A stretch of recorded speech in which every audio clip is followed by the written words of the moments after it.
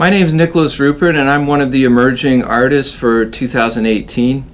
My novel is titled Giants of the False Desert, and it's set in a fictionalized version of Galveston in East Texas. And so the town within the novel is named Gaston Beach.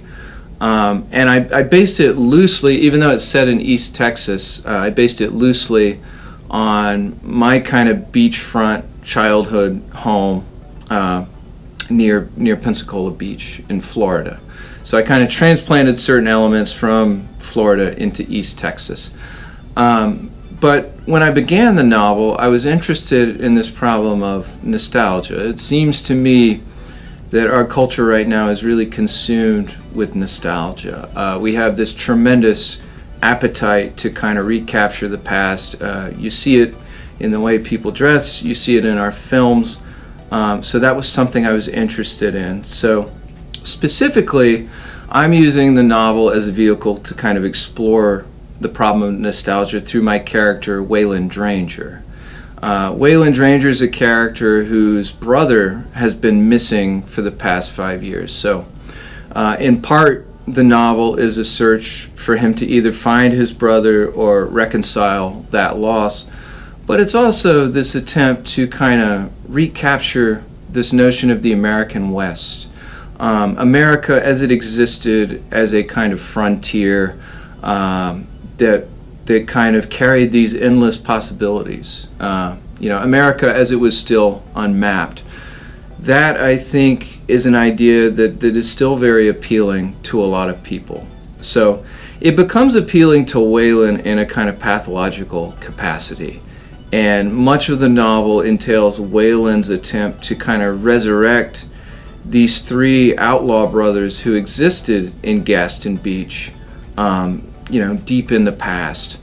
And so this search for a kind of brotherhood for the character becomes kind of damaging, and the novel deals in part with Waylon's collapse mentally. But I'm hoping also it's a very fun journey. I'm using things like Cervantes's Don Quixote as inspiration. So although it's a mental collapse, I think it's a fun one. It's kind of a picaresque adventure.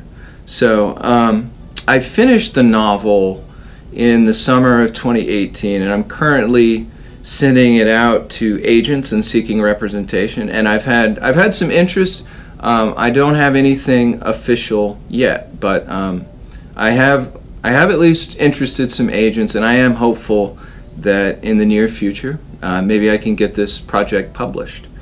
USM and the Center for Writers has been really instrumental in developing this project, and many of my instructors have, at least on the fiction side of things, have been more than happy to let me workshop the novel in class. So that's been very helpful. I've been able to share certain chapters with my peers and get some really valuable feedback, get some advice on how to make this project work as well as it possibly can. So I don't know if I'm in a position to give advice to other writers, but if I were, what I would say is, at the most important level, don't be too dogmatic about your writing. I think that's the most important lesson I had to learn. You have to be able to listen to your audience, and in a certain way, you have to be willing to love your readers and try to understand how are they experiencing this.